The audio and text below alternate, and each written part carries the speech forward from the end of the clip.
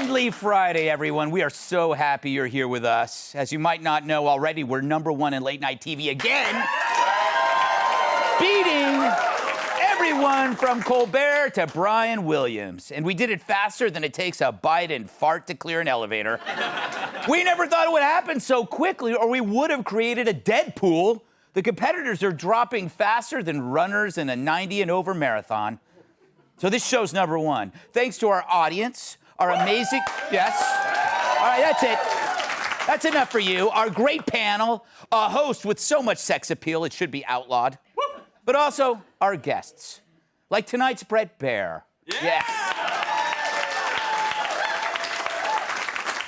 The Brett Baer who makes Eminem look like Vanilla Ice.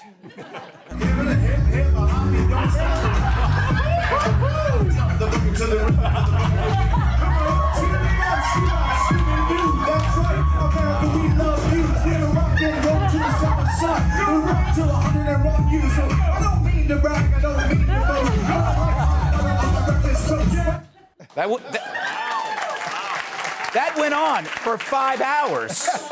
But that suit is the opposite of a rapper's delight. But it was definitely better than the time Stuart Varney collaborated with Ghostface Killah on their #1 hit, Where My Cheddar At, Bitch. But it's Brett Baer. Did you know he has his own doll?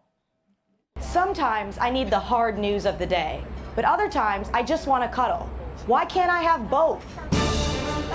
Well, now you can with the new Brett Baer. He's fair and balanced and unafraid to snuggle. Just squeeze his tummy and get informed. The 41st president wants to go to Maine this summer. Brett Baer is there when you start your day. French President Emmanuel Macron and his wife arrived yesterday, attended a dinner at Mount Vernon. And he's there at the end of your day, too. When I get home at night, I just want something to hold that brings me comfort. But I also want the news. At this hour, voters are still casting ballots in Arizona's special election. Thanks, Brett Baer. So get your Brett Baer today. So, I own 3 of them. The fur helps dry my tears. Now, Brett hosts the show Special Report, which is much better than the original title, which was Barely Legal. It's about as far from this show as you can get. If Special Report is caviar, we're pork and beans. If Special Report is a bottle of champagne, then we're a 6-pack of Zima. Yet we still have him on, but will he have us on his show? I think we have a better shot of getting invited on reliable sources with Captain Fat Pants. More important, will he have Kat on? We've made it no secret she wants to be on Special Report. I mean, she burned this message on his front lawn. She learned how to do that from one of her cellmates. But as of yet, no invite. Special Report has been as quiet as the president when his doctor asks him where he is. Sure, Kat has more baggage than the lost and found at LaGuardia. But contrary to what you've heard, she does bathe. It's the third Tuesday of every month. She brushes her teeth, sometimes with a brush, sometimes with a piece of leftover pizza crust. But give her a few blasts of Febreze, and she's good to go. But we get it. Brett's show is very serious, and you need to prove yourself. The same way you do if you want to be my masseuse. The obstacle course is insane. So maybe it's time Kat shows that she has what it takes to be on Special Report. Here's why I would make a great guest for Special Report. I went to college and graduated with an English degree, just like you, Brett. Wow, we have so much in common, it's almost kind of creepy. We work at the same company, and much like you, I'm an inspiration and a mentor to many of the network's upcoming stars. I know how to make eye contact, communicate, and even laugh at jokes that fall flat. I have a lot of experience from Gutfeld. It doesn't exist. It's the same thing Papa Joe said about the deuce in his pants. All right, that's going too far. But that's too much for you. Yeah, and that's how you know it's bad. Yes. But don't just take my word for it. Here are some respectable people who agree with me. Honestly, Brett, I can't think of anyone who'd be a better addition to your panel than Kat. Please just let her be on. She's emailing me at all hours of the day. I have not slept through the night. She even showed up at my house. And you know all the fans want to see me on Special Report, right guys?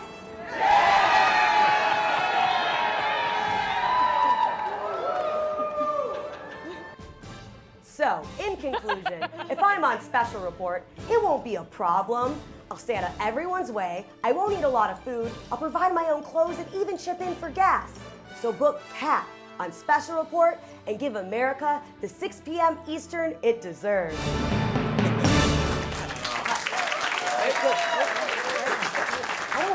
A special report, not even funny. You know, last time I watched it, I didn't laugh once.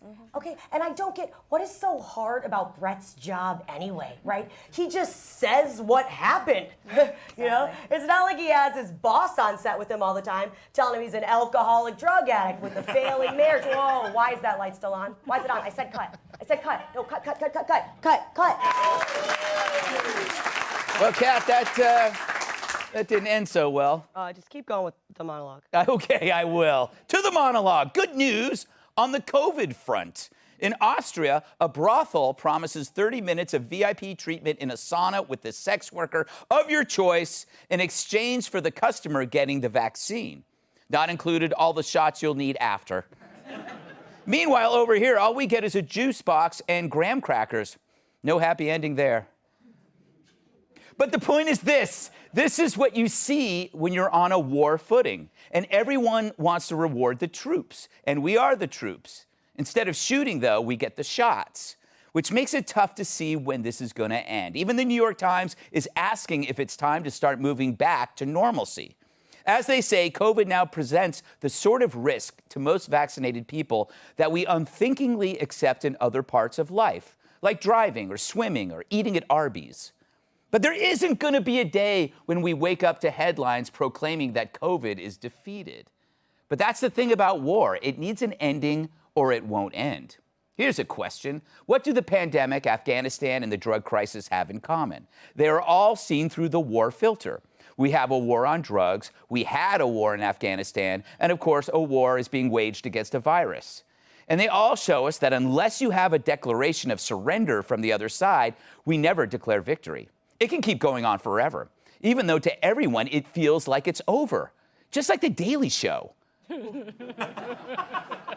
We are really bad at stopping wars because we're too scared to say when we're done.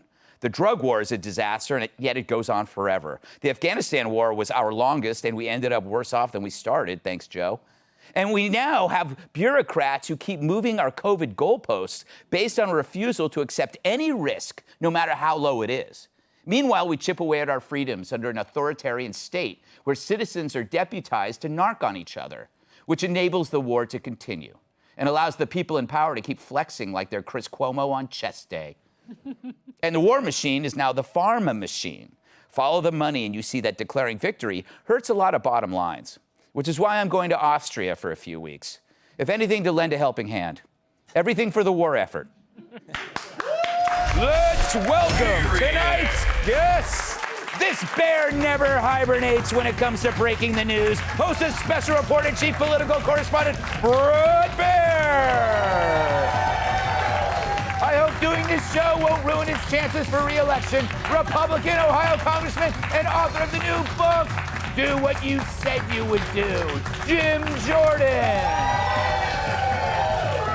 Mention one more Southern stereotype and she'll drown you in a bucket of gravy and sweet tea. Fox Business anchor Dagan McDowell. And she watched Old Yeller and rooted for rabies. Fox News contributor Kat Timm. All right, first, Brett, let's get past the awkward part. Did anything convince you? I'm just messaging my booking producer to see if we have anything open for Kat. Oh, there you go. Well, we'll see if we can make this happen. He's so good. If people, because I'm so good looking and funny, people forget about how smart I am too. Yeah, exactly. I mean, that's why we have Bill McGurn on. Yes. You know, so I want to say sexy. one thing. Sure. I want to say one thing. I came on the last time. Yes. And I went down to Florida, and all these people came up to me and said, "Wow, you were on Gutfeld. I loved you on Gutfeld." And I said, "You know, I have this show, 6 to 7, called Special Report. I don't know if you've seen it." So you're breaking through. Yeah, you know what it is. You just need to add an exclamation point to special report. Exactly. Just right there, and do you want to talk about the topic, or if you don't care about COVID anymore? You've moved on. I've moved on. Yes. It's serious, but I feel like people are getting to the point where they're ready to move on. Don't you? I think so, but I hope so. But the fact is, as long as they keep chasing risk as it gets tinier and tinier, we're never going to change, right?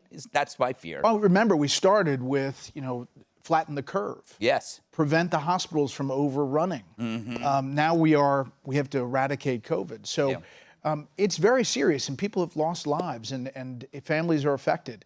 But as we get over time, I think the country is going to come to a place where we're going to deal with this long term. Yeah. Congressman, welcome to the show. Good to be First with time. you. Everything okay? It is. Yes, good. You're not having Nervous. second thoughts? I had second thoughts before I even walked out here. Then that's normal. Yeah. That's normal. The one thing about when you put something on a war effort, then you're either part of the war effort or you're not. And that's what I feel like's happening now, that if you're not gung-ho about a vaccine mandate, they treat you like you're an anti-war radical. When you're just a normal person, like the folks I get to represent in the 4th District of Ohio, we're way past it as well. We had a guy who runs a trucking company call me last week. He said he's 600 employees, half of my drivers are not vaccinated. So think what that's going to mean, not just the liberty question, but what it's going to mean in practical consequences of not having truckers on. You think the ships are backed up now. Yeah. Wait till you lose half your drivers. So this is serious. And what was the line? Someone said, the hardest part of 15 days to slow the spread is always the first 18 months. So yes. Yeah, it's like this is where we're at. So it's scary. And what they've done to our First Amendment liberties over the last year frightens me. That's more than all the crazy things we see from the Biden administration. That's what scares me the most. And what scares me about that, Dagan, is that it's not being done by the government. It's being encouraged by the government into private businesses and private citizens to become their own narcs. That's what scares me, is because that's how East Germany was able to survive longer than it should, and in USSR, is that you get the citizens against citizens. Well, and only when people are very frightened and scared and afraid is when they freely hand over their civil liberties and freely hand over their most cherished freedoms, is when and this is why, no offense, these grifters get into this business in the first place. It's for power and control. So you give up those freedoms, that is more control and power in the hands of Washington. So what they're trying to do now is pit the vaccinated against the unvaccinated to kind of start that fear machine to keep people in a frenzy. Listen, I don't think, we're all sick of hanging out with each other. Kat's gotten a restraining order out against me because I was holed up in her house for, most of COVID. So she's sick of me, number one. And I don't think most Americans like being told what to do. Yeah. I don't wear those white vinyl boots to church. Nope, doing it anyway. Yes, except that there's a kind of citizen that likes telling people what to do. We have neighbors like that, right?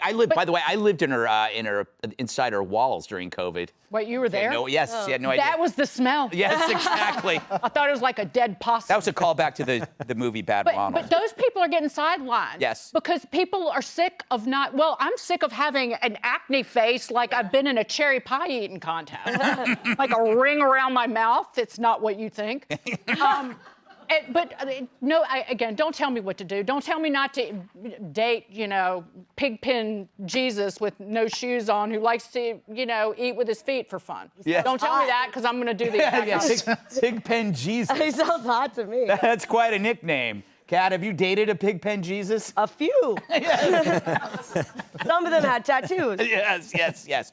What about this war analogy? Is it comparing it to like the drug war? That which never ends. Yes, because it's another thing that's in common with that is the facts don't really matter. In this New York Times article, they were talking about the threshold set by the CDC of, what is, qualifies as low transmission or low number of cases. Like, there's only a few cities where that exists. And they're like, for examples, New York City, San Francisco, Dallas. It's like, what does the rules in New York City have in common with the rules in Dallas? Nothing. So you should read that and say, okay, we can be done with all these, mandates, vaccine mandates, mask mandates, but they won't do that. And they should. And again, to people who say follow the science, the sentence stops there. Show me some science.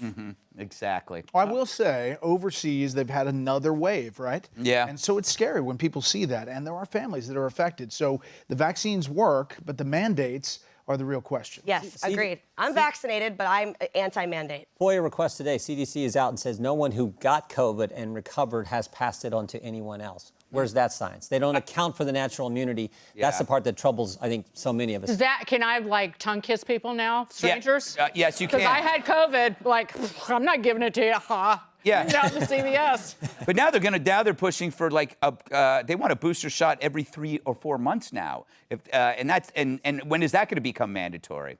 I don't know. I used the phrase slippery slope, but I banned it. Hey, Sean Hannity here. Hey, click here to subscribe to Fox News YouTube page and catch our hottest interviews and most compelling analysis. You will not get it anywhere else.